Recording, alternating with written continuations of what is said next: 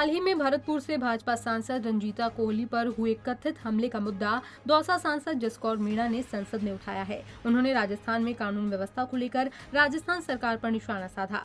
सांसद ने आरोप लगाया है कि कांग्रेस शासित राजस्थान में स्थिति भयावह है और कानून व्यवस्था बिगड़ी हुई है। खनन माफियाओं को पूरी तरह से छूट दी गई है, जनप्रतिनिधि भी सुरक्षित नहीं है। सांसद ने कहा कि राजस्थान में कानून व्यवस्था इस कदर से बिगड़ी हुई है कि भरतपुर सांसद पर चौथी बार हमला हो चुका है। खनन माफिया द्वारा बार बार किए जा रहे हमलों से सांसद की जान को खतरा बना हुआ है। यही नहीं, उन्होंने कहा कि राज्य सरकार को बेटियों और महिलाओं की सुरक्षा की कोई परवाह नहीं है।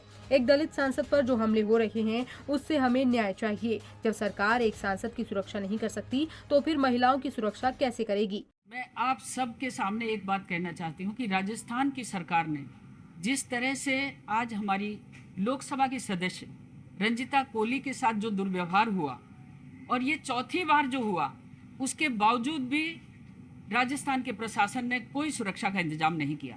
दूसरी बात ये भी है कि एक दलित परिवार से है और साधारण परिवार से चुनाव लड़कर इस लोकसभा के मंदिर में आई है, लेकिन ये उनको सहन नहीं हो रहा।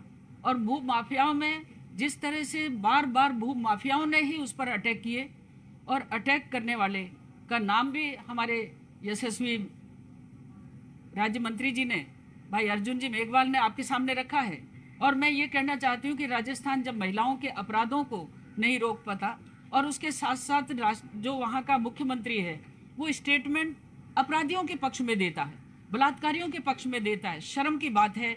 और हम ये मानते हैं कि जो रंजीता कोहली जी हमारी माननीय सांसद है, उसके प्रति जो अन्याय हो रहा है, जो दुर्व्यवहार हो रहा है, उसकी जान को भी खतरा है, क्योंकि चौथा अटैक और चौथी बार उसके पर जो हमला हुआ, इसकी घोर निंदा करते हैं। और साथ ही ये भी हम राजस्थान की सरकार को चेताना चाहते हैं कि यदि महिलाओं पर इस तरह के अत्याचार बढ़ाते रहे तो इनकी सरकार को दफन होने में भी देर नहीं लगेगी।